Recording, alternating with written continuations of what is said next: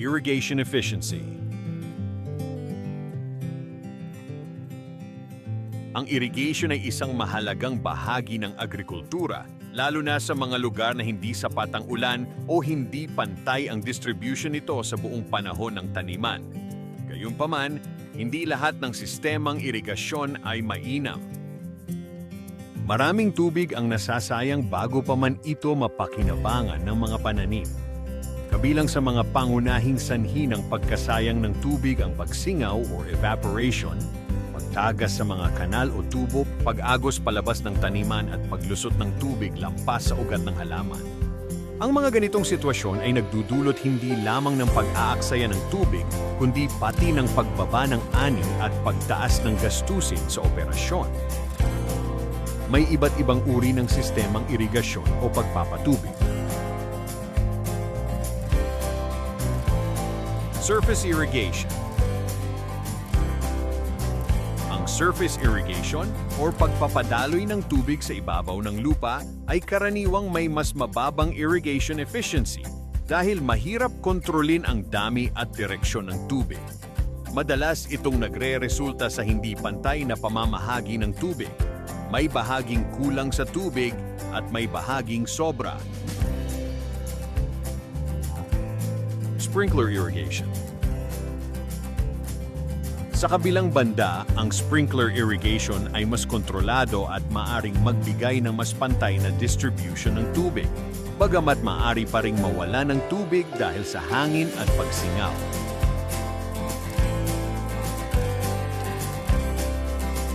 Drip irrigation. Ang drip irrigation naman ay itinuturing na isa sa pinakamainam na sistema dahil ang tubig ay direktang pumupunta sa bahagi ng lupa na malapit sa ugat ng halaman, kaya nababawasan ang pagkawala ng tubig at mas nagiging efficient ang paggamit nito.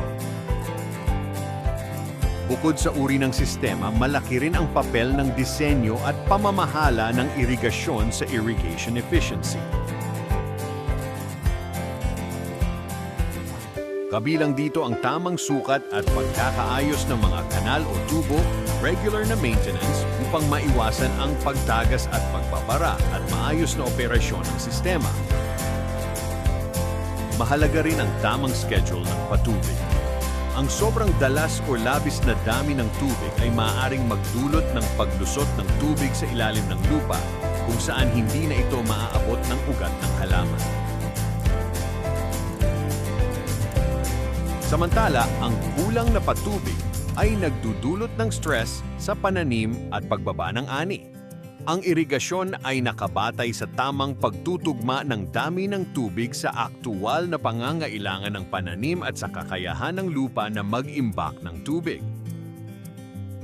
Sa pamamagitan ng mas maalam at masinop na paggamit ng irigasyon, mas nagiging epektibo ang produksyon ng pananim at mas napapanatili ang paggamit ng tubig bilang mahalagang likas na yaman.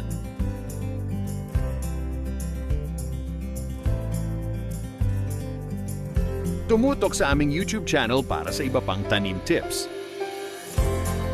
Siguraduhin naka-like at follow sa Facebook page ng Bayer Seminis Vegetables by Bayer Facebook page for more updates.